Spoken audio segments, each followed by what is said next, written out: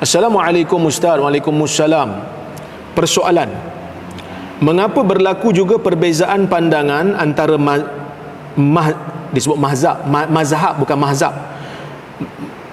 Mengapa berlaku juga perbezaan pandangan antara mazhab yang empat tentang suatu hukum, sedangkan mereka telah pun melihat ayat Quran dan beberapa hadis sebelum berijtihad untuk mengeluarkan pandangan? Pasal apa beza? Sedangkan ayat yang dirujuk ayat yang sama, hadis yang dirujuk hadis yang sama. Tuan-tuan kena beli satu buku. Tajuk buku tu Raf'ul Malam an A'immatil A'lam, mengangkat celaan daripada imam-imam tokoh-tokoh besar dalam agama, karya Ibn Taymiyah Al-Harrani. Dan buku ni telah pun diterjemahkan dalam bahasa Melayu. Siapa terjemah? Saya pun tak ingat. Siapa jual? Bukan saya. Ini bukan kempen dalam masjid ni. Cuma tuan-tuan boleh cari. Di antara kandungan isi buku tu adalah dia sebut kenapa ulama beza pendapat. Antaranya disebabkan perbezaan ulama dalam penilaian hadis.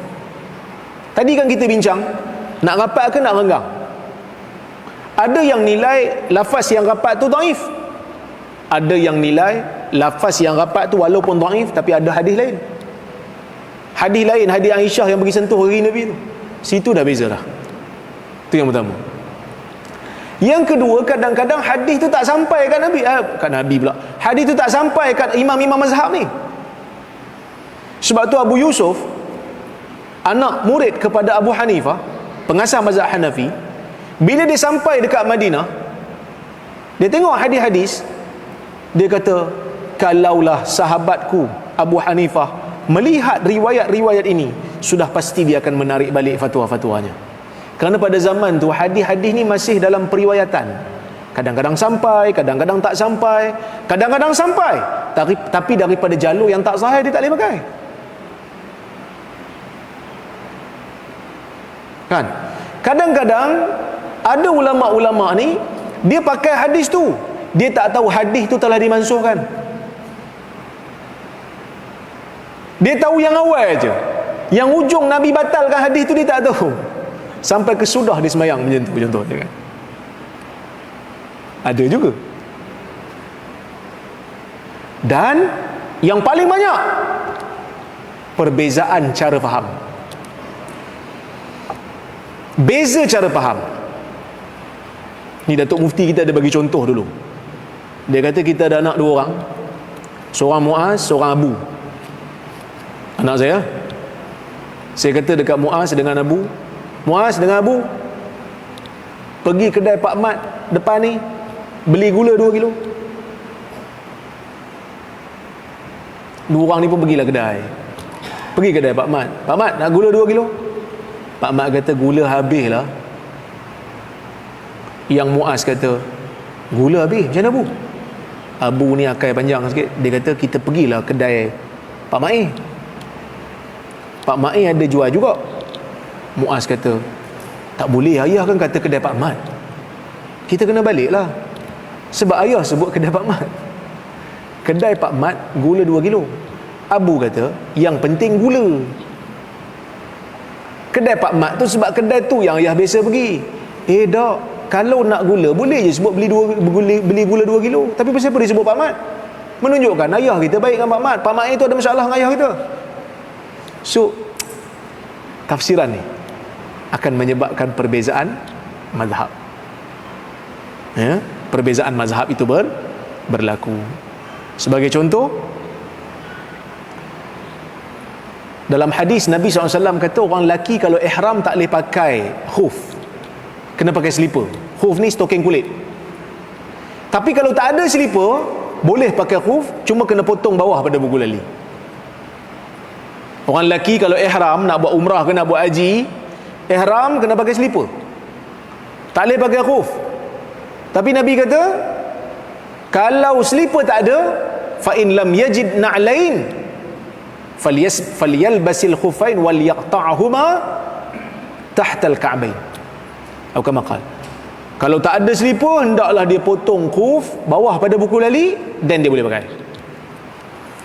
Arahan Nabi clear tak? Clear kan?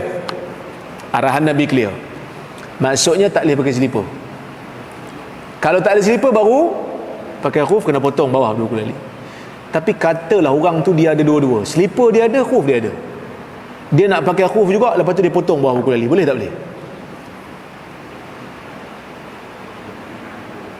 Ha? Dulu saya dah hurai ni kan? Ke tak pernah? Dulu saya pernah hurai ke? Tak pernah Boleh tak boleh? Dalam hadis kata tak ada selipar pakai khuf. Tak ada selipar pakai khuf, potong bawah pada buku lali.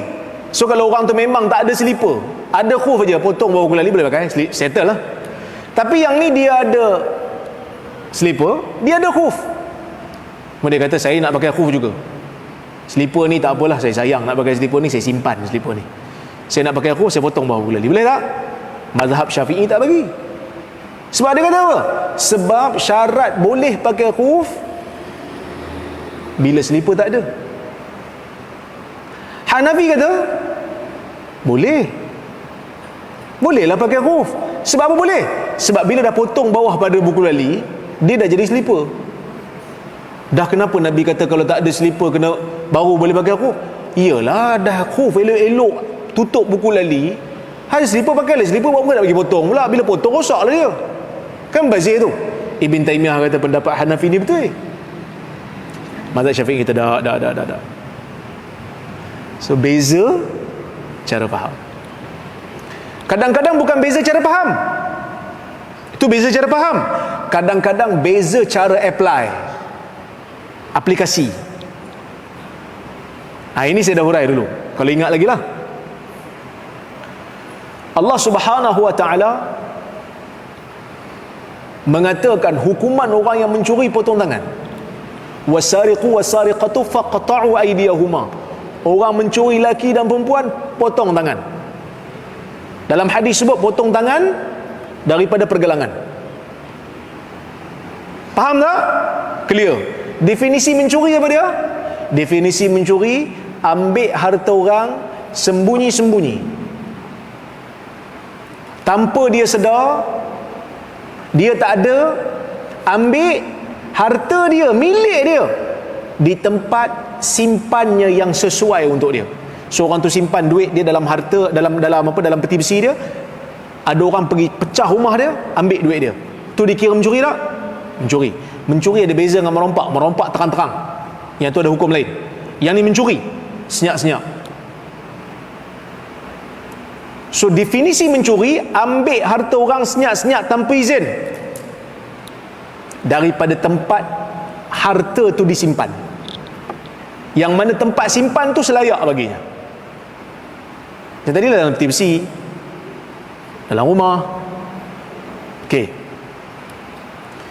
bila nak aplikasi, para ulama dia bahas tentang satu fenomena yang ada di Mesir zaman dulu.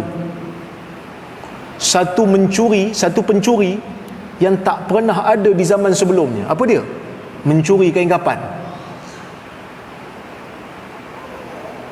Curi kain kapan kira curi tak? Pertama, kain kapan siapa punya? Mana ada mayat ada memiliki sesuatu? Bila mayat tak memiliki. Kalau mayat memiliki, harta tak jadi harta pusaka lah. Itu dah satu masalah. Dia bukan curi di tempat penyimpanan harta, dia curi dalam kubur. Adakah kubur dikira tempat penyimpanan harta? Sebahagian ulama kata kalau dicuri kain kapan dan nilainya cukup nisrah, rubu' dinar, potong tangan. Sebab apa? Sebab kain kapan memang tempatnya dalam kubur. Ada yang kata tak cukup, kita hanya perlu ta'zir saja. Ta'zir ni maksudnya hukuman yang hakim tentukan, tak boleh potong tangan dia, sebab dia tak menepati mencuri yang dimaksudkan dalam syarak. Tuan tengok cara macam mana ulama berbeza pendapat bila masuk tang aplikasi. Ada juga dalam syariat muncul dalam tengah-tengah masyarakat Islam yang dipanggil sebagai pickpocket. Mencuri biasanya orang tak ada, ni orang tengah sedar, dia boleh tarik, hilang tu. Kena hudud tak kena hudud? Sekali lagi ulama berbeza pendapat.